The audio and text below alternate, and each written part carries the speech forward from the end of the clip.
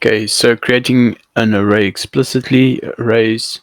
Imagine that we're using a program to keep track of the prices of different clothing items we want to buy. We would want a list of the prices and a list of the items they correspond to. To create an array, we provide a name and declare the type of data it holds. So instructions number one, we have an empty newsfeed class that does not store anything yet. First, make a method called getTopics, which is public, returns a string array, does not take any parameters. For now, leave the method empty.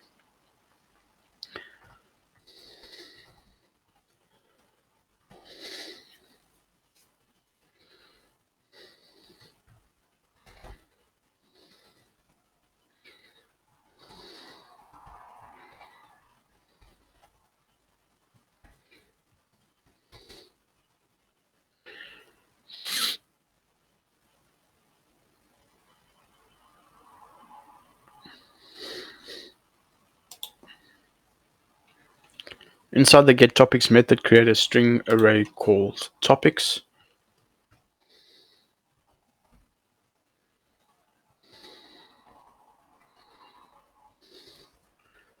And set it equal to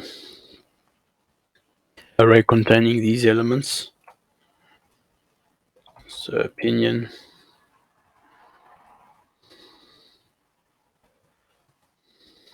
tech,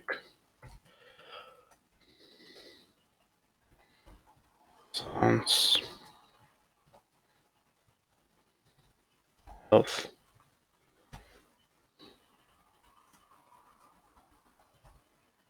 And return topics.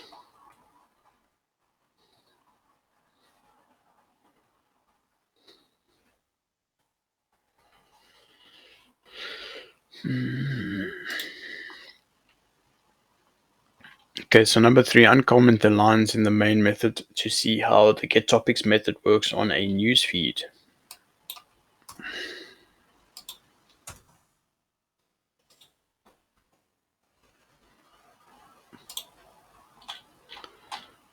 Importing arrays. When we printed out the array we created in the last exercise, we saw a memory address that did not help us understand what was contained in the array. If we want to have a more descriptive printout of the array itself, we need a toString method that is provided by the arrays package in Java. So instructions, in order to make our printout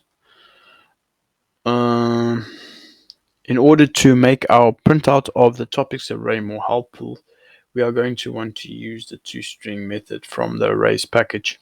To use it, we first must import the arrays package from java.util. Import the package at the top of the newsfeed.java